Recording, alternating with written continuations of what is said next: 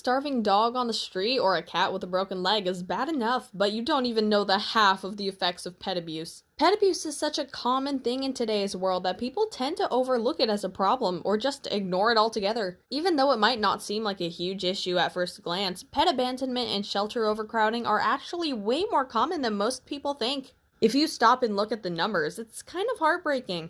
Every year, nearly 4 million dogs are abandoned, and that's just looking at dogs. When you add in all the other animals, around 6 million end up in shelters across the US annually. It might sound like a good thing that about half of those animals do eventually get adopted, but there's unfortunately a catch to most things, seeing as 60% of them end up getting returned or abandoned again, which just makes the situation worse. This doesn't even cover every possible animal out there. Not every abandoned animal has been taken into shelters and counted in these stats. Because of this constant cycle, shelters get overwhelmed. They run out of space, resources, and sometimes even staff to keep up with the demand. Where there's no more room and not enough support, they're forced to make an awful decision. Around 3 million animals are put down every year because shelters simply can't take care of them all. That number doesn't even include the animals that become aggressive or shut down emotionally after being stuck in those stressful environments for too long.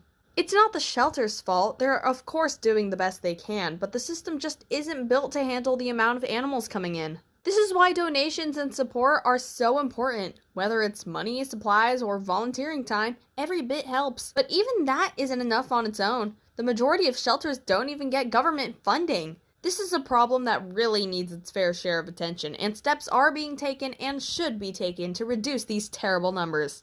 Look out for a future video where I discuss some solutions to this complex problem that I believe should be considered.